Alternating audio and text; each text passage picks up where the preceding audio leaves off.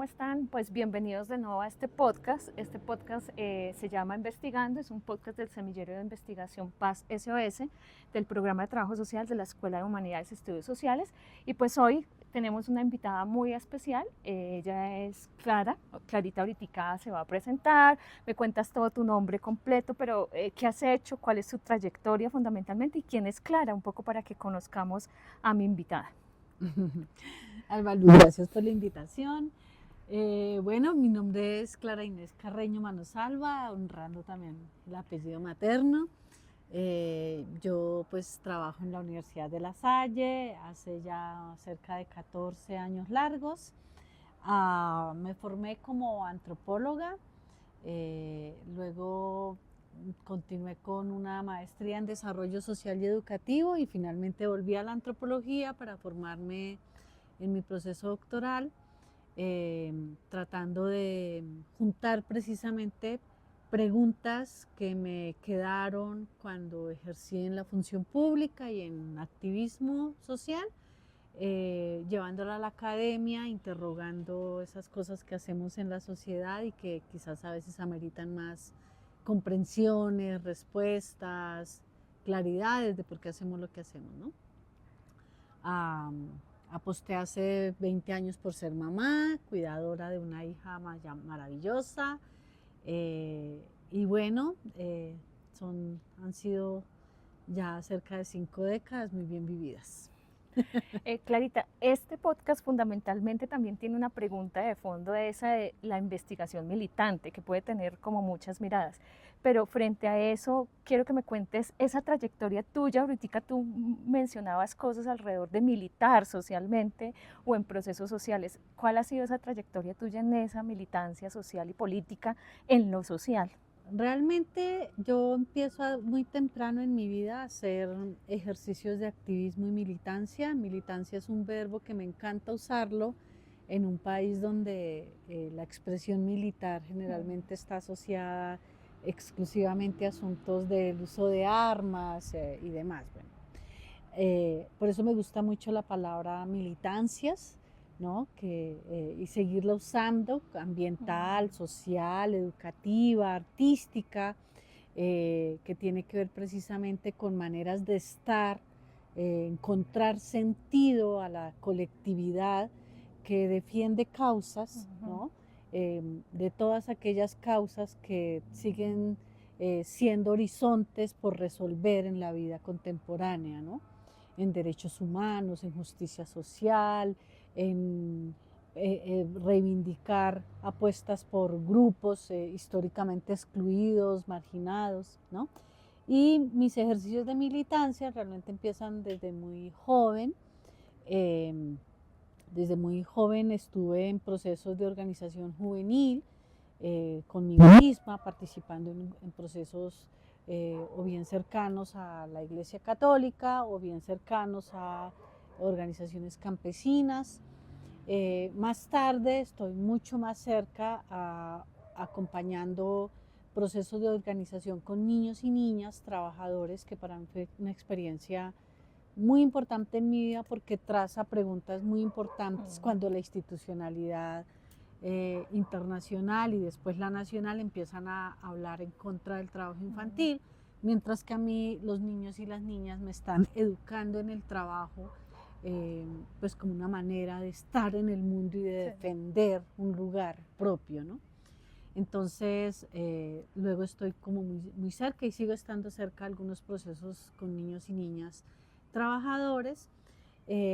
Luego estoy trabajando con jóvenes campesinos, con mujeres también campesinas. En esas me voy vinculando pues o bien en la función pública o bien en la academia, pero digamos que en mi vida un poco he sentido que mm, encuentro menos claridades de cómo vivir la vida en el mundo laboral cuando paro mis procesos de activismo, ¿no? En los últimos 15 años, muy cerca de todos los procesos también que han impulsado mujeres jóvenes y mujeres latinoamericanas y pues también de otros lugares del mundo, pues también he estado muy cerca de ejercicios de militancia feminista, aprendiendo también de las múltiples formas de feminismo latinoamericano y finalmente en los procesos también de ya docente universitaria, las mismas chicas van exigiéndote también lograr posiciones más claras con respecto a lo que como mujer estudiante académica latinoamericana pues van trayendo, ¿no? Entonces también en la universidad se han podido hacer algunos procesos de activismo desde lo que es posible también y bueno, digamos que como te lo decía, para mí no ha sido fácil como decir que me vinculo laboralmente y paro mis procesos de activismo, porque ha sido parte de los caminos recorridos, de lugares de sentido que encuentro también para entender los otros lugares del mundo en los que voy estando. Y porque luego también encuentro una escuela muy profunda en los distintos procesos de confrontación, de interpelación o de horizontes por construir o por denunciar y por construir otras nuevas posibilidades en eso que llamamos militancias o activismos, ¿no? Eso un poco también me lleva como a varias cosas. Uno, pensar que uno en las ciencias sociales casi que no desvincula el mismo ejercicio de estudiar, de ejercer las ciencias sociales con eso de la militancia, pero no siempre eso puede ser una constante, pero digamos que en tu caso ha sido una constante. Pero ahí hay otra cosa y es cómo formar, o sea, cómo formar investigativamente desde esa apuesta de la investigación militante a procesos de investigación en escenarios de formación superior. O sea, implica que también las chicas asuman una militancia en estos procesos sociales, que vean crítica y políticamente las cosas, o desde esa apuesta de esa coherencia entre investigación y militancia, ¿cómo se forma o cuáles serían como esas preguntas de la formación investigativa en un escenario militante? Bueno, pues estás haciendo una pregunta que depende mucho de las trayectorias y las apuestas de quienes somos hoy en día académica y académicos poderla enrutar, ¿no? Yo recordaría que América Latina tiene unos vínculos muy fuertes entre activismos sociales y academias, no todas las academias, no todos los activismos, pero los procesos, por ejemplo, de defensa de la educación superior, recordemos el movimiento estudiantil en Córdoba, Argentina, sí. O en Tlatelolco, en México, o aquí mismo en la década del 60, 70, entre campesinos, obreros y estudiantes, pues han sido caminos muy cercanos, ¿no? Donde la academia, ese tipo de academia hace unas promesas ante lo que en construcción de justicia social y de garantía de derechos se prevé desde las lecturas que se hacen de los activismos sociales, y por el otro lado, desde los activismos sociales, se apuesta también por una academia que esté al alcance de que el conocimiento que producimos responda a esas promesas que hacemos, ¿no? Entonces, creo que ahí hay unos vínculos y pues bueno, tenemos América Latina cuenta con referentes muy interesantes allí, un Paulo Freire, un Oscar Jara, pues Orlando Fassborda, por nombrar, digamos, algunos clásicos y clásicas, una Catherine Walsh en la actualidad, un Arturo Escobar, pero también referentes del activismo social como una Rigoberta Menchú, como un Leonardo Boff, una Berta Cáceres, y en Colombia, pues también grandes referentes de los movimientos sociales que nos han dicho y que se han comprometido con unas formas de academia. Así que entre estos referentes que he ido nombrando, otros que no nombro, digamos, los que actualmente se están construyendo, qué sé yo, para mí ha sido muy importante, por ejemplo, las lecciones bellas de Ochi Curiel en Colombia y América Latina, pues una Adriana Guzmán desde Bolivia, una Diana Milstein desde Argentina, referentes bien importantes que entonces en diálogo con la academia vienen abriendo nuevas preguntas con estos referentes de fondo que nombraba hace un momento, pero poniéndolos en tono con la actualidad y tratando de pensar qué sería o bien una academia activista o un activismo que se pone a tono exigiéndole a la academia pues responder también a los desafíos de nuestro tiempo latinoamericano. Y ahí hay varias cosas que creo que empiezan a caracterizar una academia activista. Uno, situarla y localizarla. Sí. Es decir, la exigencia por hablar desde América Latina o desde Ayala, hablar desde nuestros territorios y con nuestras circunstancias de pueblos o estados, nación, que por ejemplo estamos todavía intentando saber qué hacemos con las herencias coloniales, ¿no? Y con las herencias coloniales que siguen quedando en las estructuras coloniales vigentes en la actualidad, que le plantea un desafío a la academia de cómo hacemos academia no colonialista, por ejemplo.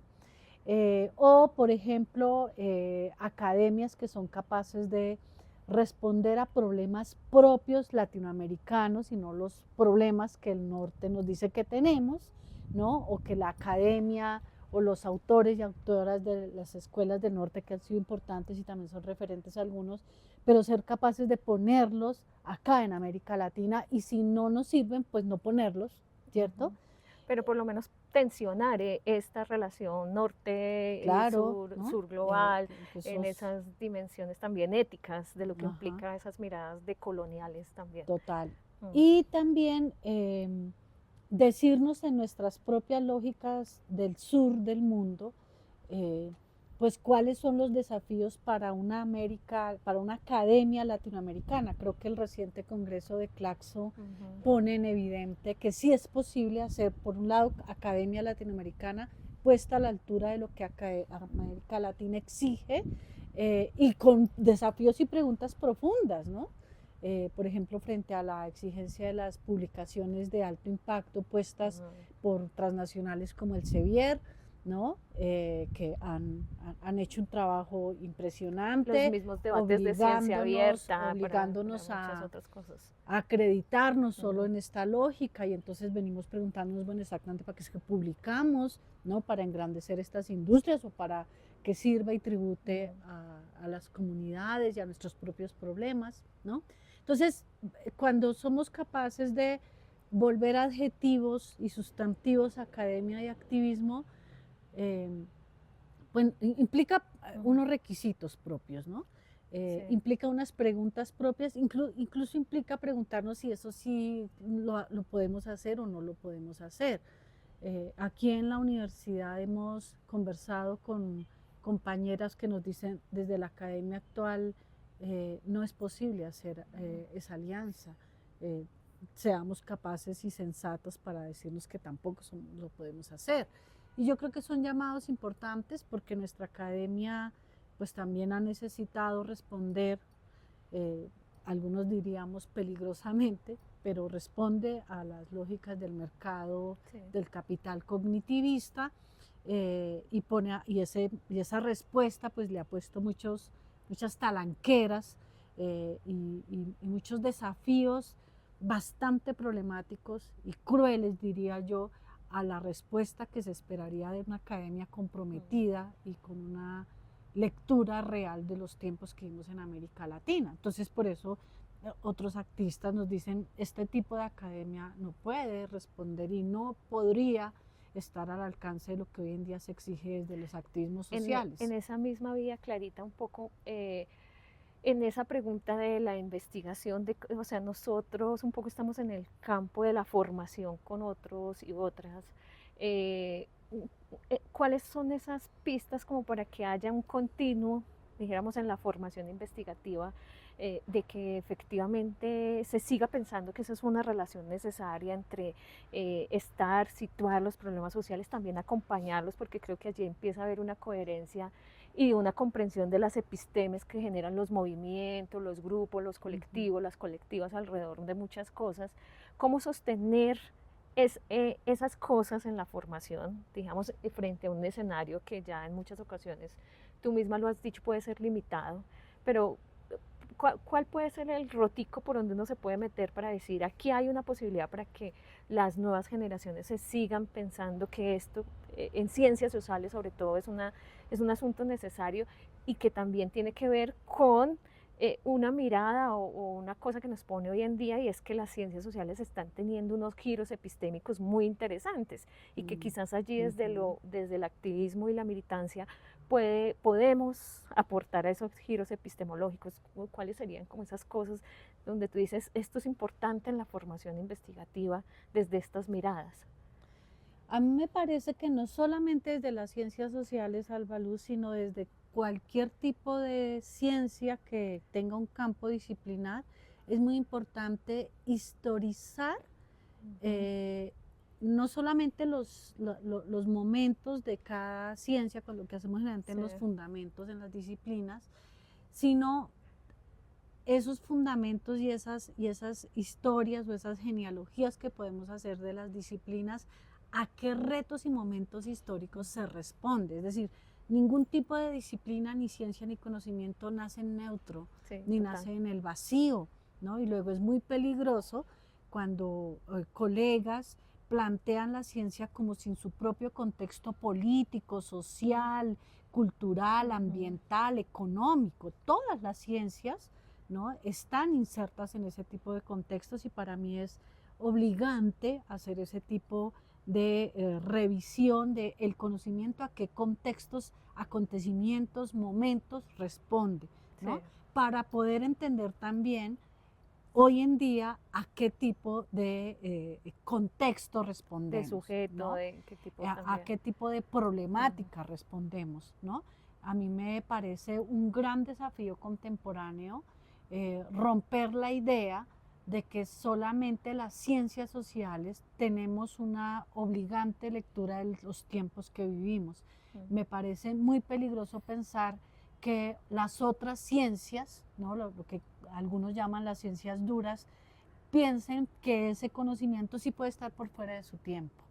Cómo responder al cambio climático, o cómo responder a la desigualdad económica imperante en el mundo, o cómo responder a estas formas que están socavando la democracia contemporánea, si no hacemos lecturas del tiempo y de la relación que eso tiene con el conocimiento que producimos, ¿no? Eso me parece muy importante hacerlo. Dos, la misma experiencia del sujeto que construye la relación, o de los sujetos que construimos la relación pedagógica, ¿no? Sí, total. Es decir, entre el docente o la docente y él o la estudiante, cómo se han configurado como sujetos que piensan de su propia experiencia, ¿no? Yo llamo a eso, lo llamamos con otra colega, biografías epistémicas, ¿no? Yo también, qué tipo de conocimiento me ha producido y me hace ver el mundo como lo veo, y hoy en mi tiempo, ¿qué hago con ese conocimiento epistémico? ¿Lo interpelo? ¿En qué lógicas lo coloco? ¿Para qué me sirve? ¿Para qué ya no me sirve? ¿No? Entonces esa es una segunda cosa muy importante. Y hasta donde me sea posible, ya lo decía hace un ratito, me parece muy importante generar procesos de colectividad, de agrupamiento, de encuentro con los demás en la universidad. En la universidad actualmente eso es posible a través de los semilleros de investigación, ¿no?, en donde nos encontramos más allá de la lógica de las aulas. Podemos traer la experiencia personal, pero también los intereses disciplinares, y poder a partir de allí crear procesos colectivos donde producimos otra forma de conocimiento, otro tipo de preguntas, e intentamos, por ejemplo, desde las figuras de investigación, creación, articular activismo y academia. Bueno, Clarita, quisiéramos extender esta conversa, el formato pues es un formato que no nos permite muchísimo más, agradecerte el espacio, pero sobre todo a quienes nos escuchan, a quienes nos ven por todas nuestras redes, pues contarles que estas en parte son las apuestas que tienen los semilleros de investigación, que tenemos los profesores y las profesoras que estamos detrás de esto, y precisamente, Clara, un poco para cerrar y que tú te despidas también y cierres este episodio de nuestro podcast. Un poco cuéntanos como cuáles son esas apuestas de tuyas, pero también de otras profas que te acompañan en el semillero, cuál es, en qué andan y cómo los pueden también ubicar para que rastreen un poco también del ejercicio pedagógico, académico, pero también de investigación del semillero. Entonces, el semillero, que actualmente se llama Semillero Feminista Mainzuaza, en honor a una de nuestras bellas profesoras de la Universidad de La Salle, nació realmente en el 2017 con otro nombre, y desde ese momento pues precisamente se propuso desde formular proyectos, formar chicos y chicas como investigadores en el pregrado, y hacer lecturas precisamente de lo que los chicos y las chicas pensaban que eran sus problemas centrales, y volverlo investigación, volverlo luego productos o resultados de investigación, y al mismo tiempo atravesar a sus procesos de formación. Es decir, llevamos cerca de 8 años intensos, largos en el semillero. En la actualidad me acompaña la profesora Maribel Florián. En la actualidad tenemos un grupo de cerca de 9 personas muy comprometidas. Es uno de los pocos semilleros interdisciplinares en la Universidad de La Salle. Es decir, por acá han pasado chicas y chicos de negocios y relaciones internacionales, de educación, de las licenciaturas, de finanzas, de trabajo social, ¿no? Y a veces nos han hecho coqueteos chicas y chicos de ingenierías, y entonces eso es muy interesante porque también permite un diálogo interdisciplinas, interconocimientos con sujetos que se están formando hasta ahora en sus mundos disciplinares, pero que el semillero les permite encontrar precisamente un clásico en la ciencia contemporánea, y es que por más que fragmentemos el conocimiento, pues la vida realmente lo articula y lo integra todo, ¿no? Entonces, ese es el semillero. Ha sido opción de grado para ya, creo que en este momento cerca de 7 personas que en nuestro semillero se han formado y se han graduado con trabajos hechos en el semillero. Creo que podemos acumular cerca de 4 o 5 proyectos ejecutados, y pues nos hemos sostenido con reconocimiento de la Vicerrectoría de Investigación y Transferencia estos 8 años. Es uno de los semilleros más antiguos de la Escuela de Humanidades y Estudios Sociales. Ha contado siempre con el apoyo del actual decano, incluso lo ha impulsado en varios momentos. Y bueno, desde hace algunos años el semillero le ha apostado por pensar los conocimientos feministas, apostando también a esta figura que nombraba hace un momento de investigación-creación, es decir, un conocimiento que articula la creación también como conocimiento, pero en el marco de una pregunta de investigación, que ha llevado a que, por ejemplo, seamos de los pocos semilleros que tenga resultados de investigación-creación hoy en día formalizados por MinCiencias, y que permita que estos resultados sean ejercicios de interacción, de experiencia vivida, donde las personas que están en el producto viven una experiencia, sienten, se preguntan acerca de asuntos como, por ejemplo, las desigualdades socioeconómicas con el trabajo del cuidado, o por ejemplo se preguntan sobre las violencias basadas en género, ¿no? O se preguntan sobre las formas de justicia varias que podríamos tener ante las violencias basadas en género, ¿no? O la manera como el patriarcado y sus propias violencias se naturalizan en los cuerpos y hace que tengamos preguntas propias con nosotros y nosotras mismas sobre la manera como estas violencias también nos subjetivan o nos atraviesan, y que implica preguntas con nosotros y nosotras mismas, ¿no? Entonces, estos son los resultados, y bueno, ha sido un semillero. Los semilleros siempre son posibles de existir, Alba Lucy, porque los estudiantes los preguntan, se comprometen con ellos, con los semilleros, y apuestan al proceso de formación en investigación junto con su proceso de formación disciplinar. Así que ese es el Semillero Maíz Suaza. Bueno, pues muchísimas gracias, Clarita, por el espacio.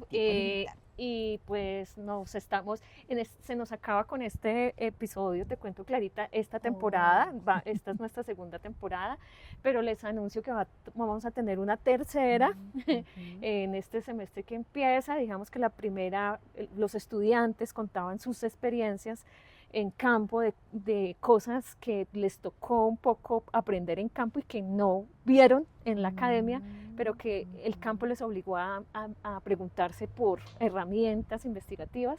Esta segunda temporada la centramos mucho sobre esas preguntas de los giros epistemológicos de las ciencias sociales y como pequeños matices que van apareciendo allí, la inteligencia artificial, la investigación-creación, que también nos acompañaron allí un profesor de la Universidad, Jorge Tadeo Lozano, bueno, conversaciones ya un poco con expertos, si uno lo quisiera así.